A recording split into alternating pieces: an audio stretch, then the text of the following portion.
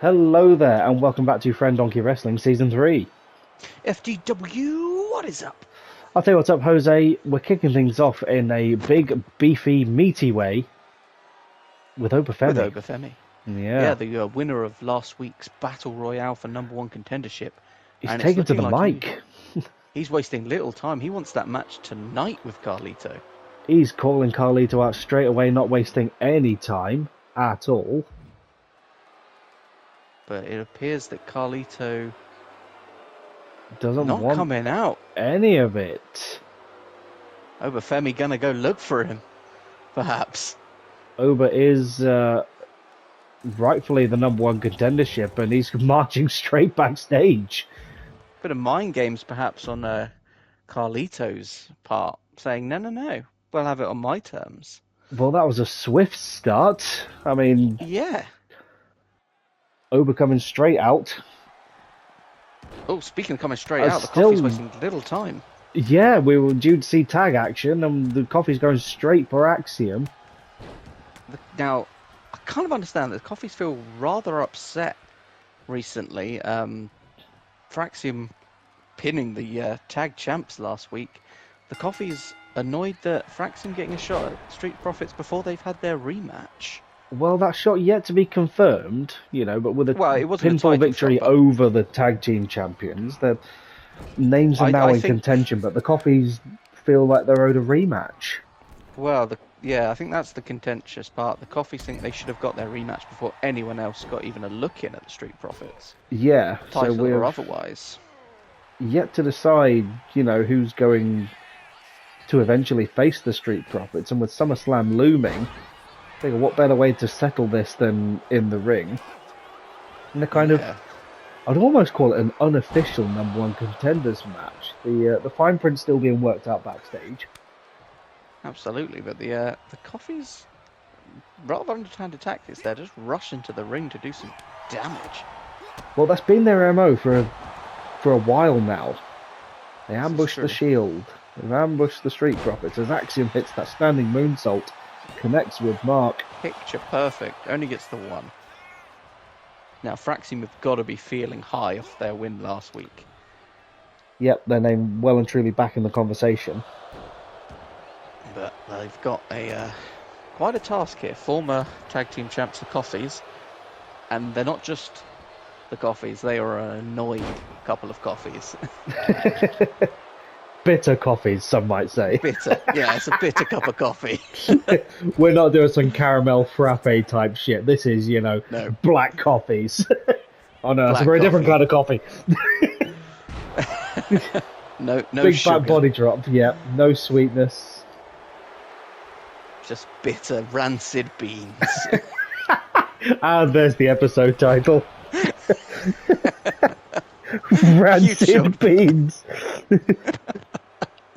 It's not gonna make any sense. Big Oh, shoulder Joe bars there Coffey. from Joe Coffey as we're still kind of reeling backstage. I'm getting word that tables are being flipped and things are being broken as Obafemi's on the warpath. So Obafemi is hunting Carlito backstage.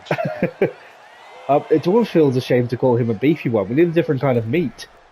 Yeah, The porky one? the porky one. I don't know, name some meats. Bison. The bison. The bison. Bison. Axiom now with some swift strikes and a big high knee right to the chinny chin of Joe Coffey. It was those. I honestly think it was those swift strikes and that speed that won them the match last week against the Street Profits. It genuinely could have gone either way, let's face it. And as Nathan Frazier moves in, but Doesn't unable to quite lift manage. Joe Coffey. And now Joe Coffey back on the assault. Joe Coffey's a big boy in and of himself. Hard strikes as Fraser. Corkscrew crossbody connects. I was gonna say you've got to imagine that Frazier and Axiom are feeling a little beat up after that initial onslaught, but they look to be able to have weathered the storm and fight back. They've got the stamina, that's for sure. Absolutely, and they soar around the ring. That makes me all happy.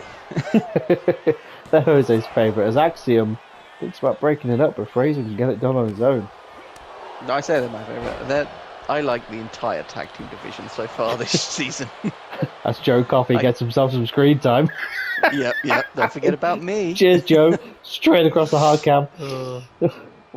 I'm gonna put out there. I don't think we've had a bad tag match this season. No, we haven't. I mean, disappointing one last time out. We were due to see the Shield versus AOP, but Seth Rollins abandoning the #1 contender, the Tribal King, Roman Reigns. Yes, and we've still not heard any kind of response from Seth Rollins. No, we've tried to reach out to him, get in contact, but it's been radio silence from Rollins, which is not like him, considering that he's been a pillar since pretty much day one. Yes, this is Axiom now with a big dump to the outside. It's interesting, shall we say. I mean, on the subject of Roman Reigns, in the next couple of weeks, there's been a little bit of development between Roman and Cody. You want to elaborate on that a little bit, Jose? Yeah, so they've decided to do a bit of a pick your poison type of match, where each competitor will pick a representative to face their challenger at SummerSlam. I don't know if I've explained that and it made any sense, huh? En route to SummerSlam, Roman will choose an opponent for Cody to face. Cody will choose an opponent for Roman to face ahead of their one-on-one match themselves. That's what I wanted to say, just much more succinct. 2 count. Oh my god! Pin there from Joe Coffey out of nowhere while we were talking about pick your poison. Joe Coffey saw his moment. And the Coffey's wasting little time in that match. And we kind of inadvertently proven the Coffee's point, overlooking them in their own match, picking up a pinfall. We apologise to the Coffees wholeheartedly. Absolutely. We, didn't see it coming, but the Coffees picking up a very succinct match. It was over very quickly, and it's been a succinct kind of evening. Yes, we are. Heading straight into the third segment of the evening. With some giant showdown. Oh my goodness, speaking of giant showdowns. Nia Jax, the FDW Women's Champion, making her way down ringside here. Making her way ringside. Walking slow, no belt round her navel. Yeah, she's going to left her championship backstage as she sits daintily on that little chair. Yeah. Looking to get a front row seat to this one, which should be good. As I think a couple of weeks ago we saw Nia Jax take on Lash Legend in what was quite a battle. That we did, and the battle of, who's the giantest woman still stands, as Lash Legend feeling that she's been a bit overshadowed, still looking to step up a little bit. Jade Cargill proving why she should be where she is. Yep, there are still some naysayers out there that Jade Cargill is not actually the rightful #1 contender. The choo-choo train. That's what they call themselves. Yeah. The choo-choo trains. Yeah. They didn't choose Jade Cargill as their #1 contender. God, good for you, Ralph. Lash Legend now with some great mat wrestling there. This should be a good match between these two. We've not seen a lot of Jade Cargill since she surprised everyone with her showing up in the gauntlet match. This is, I think, her first proper one-on-one bout. Oh, and a scissor at the end. Yeah, so it'll be good for her to get some ring time to her name as Lash Legend goes for the leg. But, perhaps a bit distracted is Jade Cargill here with the presence of Nia Jax at ringside. Yeah, well, if you're Jade Cargill, you've got to have that confidence on your side, but Nia is clearly just looking to see what the opposition has got for her. I mean, it's hard to stay confident when you've got a intimidating presence of Nia Jax at ringside. I'm scared. Everyone's on edge as Jade Cargill just yeets. All we've got is this flimsy table between us, and that's a 2 count, and no, Lash Legend gets the kick out. The match is confirmed for SummerSlam thus far. We have Nia Jax and Jade Cargill. And of course, the King of the Ring, the Tribal King, Roman Reigns, taking on Cody Rhodes. For the FDW World Championship.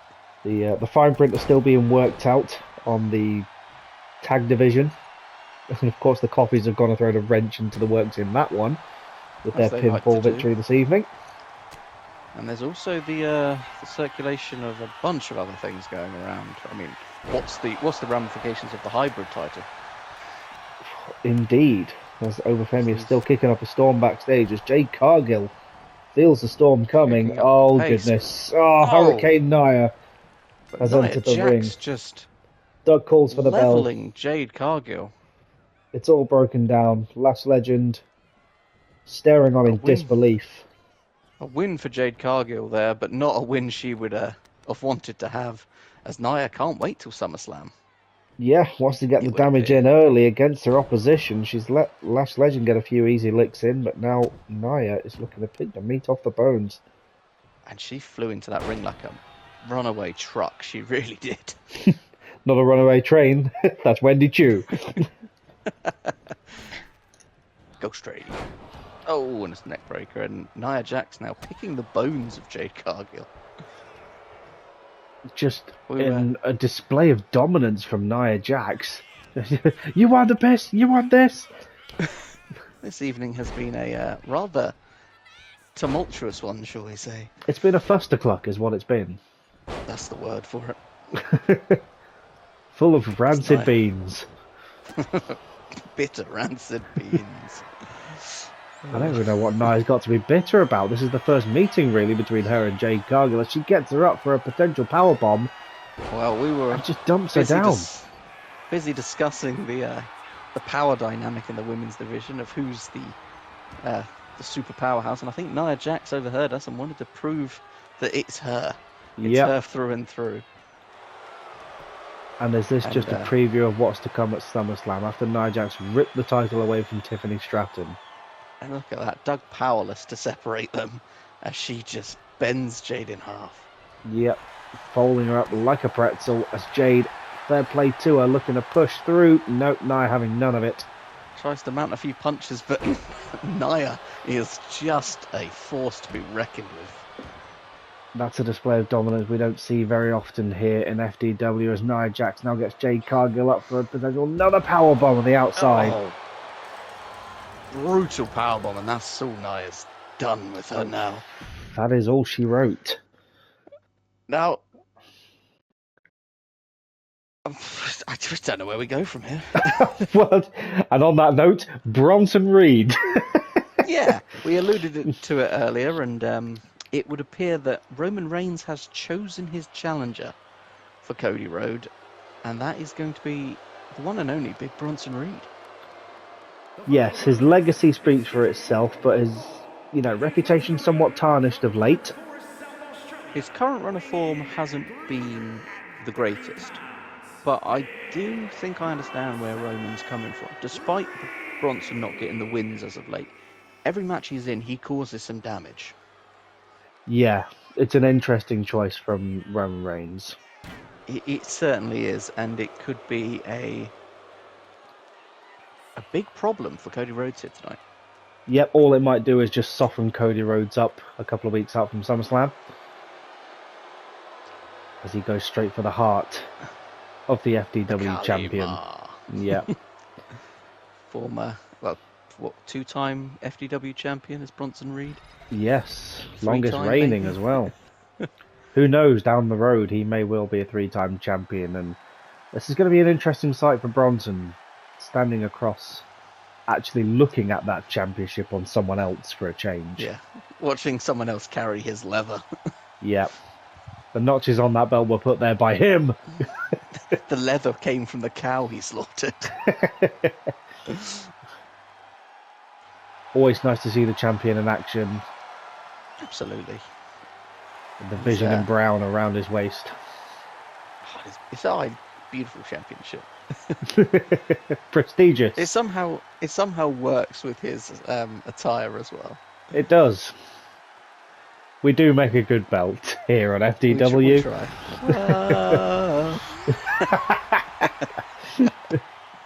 As I'm getting into this one. Of course, this is non-title action. This is just tune-up match chosen by the Tribal King. Yeah. It's an opportunity for the challenger to mete out some damage onto the champion, perhaps prepare himself for the get a good close-up view of what Cody has to offer.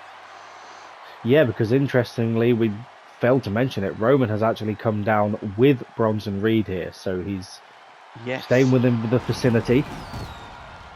There's quite a few dynamics going on in this match. It's a smart call by both of these men to accept this challenge. Yes, it gives up some of your secrets, but also it's a great chance to view the other person's. That it is.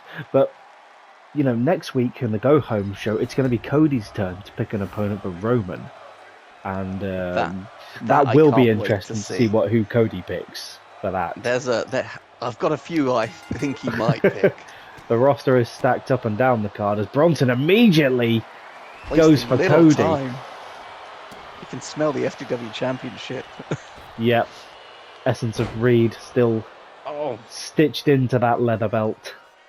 Absolutely, as Bronson wasting little time, and I would say that Roman's given him a game plan, but honestly, I feel like Roman just wound him up and watched him go. Yes, and given his run of form that he's fallen from grace, a pissed off Bronson is a dangerous Bronson. In the first time ever, he's busted Cody Rhodes open after about 10 seconds into this match. And Cody has not got into this one yet. Oh, speak too soon, the blood perhaps reinvigorating Cody.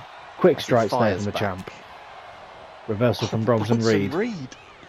Once again. This is a first time ever matchup for FDW. Let's just throw that one out there. Cody sees it coming with a great block. Thinks about a Cody. No, disaster kick. Laying Bronson out square in the ring. Oh, as Cody now gets it right down to the mat, wrenching on the arms of Bronson. Perhaps trying to take away the power of the big man, the beefy one. But is Bronson just biding his time? That cut is going to be a bullseye. It won't have healed by SummerSlam, that's for sure. You know what they say, the first cut is the deepest. Sure. It's Cody Rhodes quickly launches that flying forearm into Bronson Reed. Comes off the top rope with a moonsault. That's why he's the champion. He does it all. Goes for a cover, and Roman's distraction could be in... The mind games from Reigns there. Chucking that weapon in the ring to distract the ref and cost Cody possibly a 2 count. Cody thinks about a pedigree and connects on Bronson Reed. Could this be all she wrote? This would be a impressive victory over Bronson this quickly. Crossroads to Bronson Reed as the blood streams from his face. There's a count of 2 and there's a 3. And there it is. As the downfall of Bronson continues, but has the damage been done? Cody glancing over at Roman Reigns says, "Is that the best you can do?" Well, that's a vision. Yeah. with 2 weeks to go, it was like a 3-minute match and Cody Rhodes is pissing blood. It was a short match, but it was a short show. Very hard hitting affair. Yes. After last week's kind of, 3-hour Peter Jackson epic, this has been more of a more of a Pixar short. Yes, yeah. Well, we are I suppose it was average, the 2 stars there. But not every match, not every week can be absolutely 4 or 5-star classics. Even football has its nil-nils. Absolutely. It was a match of 2 halves. Bronson gave it the big one to begin with, and Cody just finished it off with technicals. Brilliance. Yep, and that looks like to be where Bronson needs to kind of figure himself out moving forward. But next week, the Go Home show ahead of SummerSlam, we will be seeing Roman Reigns in action. And hopefully Cody's choice. Yeah, and hopefully all the rest of the chips will fall into place as the SummerSlam card will be finalised next week. So stay tuned for that one. We're looking forward to it, and we hope you are too. See you soon. Laters.